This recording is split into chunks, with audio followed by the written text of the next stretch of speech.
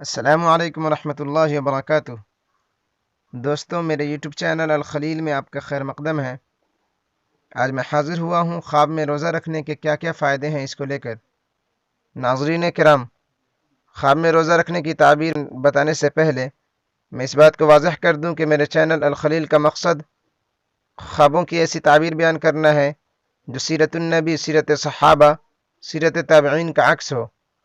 چونکہ یوٹیوب پر 95% ایسے چینلز ہیں جو خوابوں کی غلط تعبیر بتاتے ہیں، جس کا ثبوت اور اشارہ سیرت سے نہیں ملتا، اور یوٹیوب پر اکثر چینلز والے لوگ جاہل ہوتے ہیں جن کو خواب کے متعلق کچھ بھی معلوم نہیں ہوتا، بلکہ وہ صرف دوسروں کی نقل کرتے ہیں، جبکہ خواب ایسے شخص سے بیان کرنا چاہیے جو عقل مند ہو اور خواب کے اصول و ضوابط سے واقف ہو۔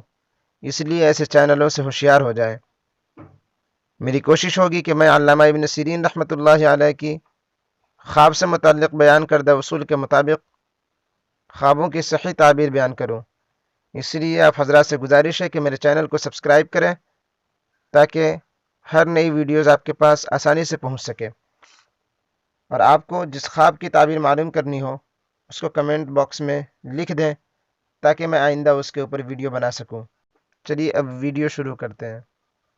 حضرت علامہ ابن سیرین رحمۃ اللہ علیہ نے فرمایا، اگر کوئی شخص خواب میں دیکھے کہ وہ روزے سے ہے اور وہ شخص قرآن کی تلاوت اور ذکر وغیرہ کر رہا ہے تو اس کی تعبیر یہ ہے کہ خواب دیکھنے والا شخص حرام اور گناہ سے توبہ کرے گا۔ اور اگر دیکھے کہ روزہ رکھا ہے اور ساتھ ساتھ لوگوں کی غیبت کرتا ہے اور فحش بکتا ہے تو اس کی تعبیر یہ ہے کہ خواب دیکھنے والا دین کے معاملے میں جھوٹا ہے اور عبادت لوگوں کو دکھلانے کے لیے کرتا ہے۔ اس سلسلے میں حضرت جعفر صادق رحمۃ اللہ علیہ نے فرمایا کہ خواب میں روزہ رکھنے کے 10 فائدے ہیں۔ نمبر 1، ایسا شخص بزرگیت کے اعلیٰ مقام پر فائز ہوگا۔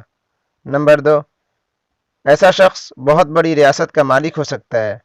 نمبر 3، اگر خواب دیکھنے والا شخص بیمار ہے تو جلد تندرست اور صحت یاب ہو جائے گا۔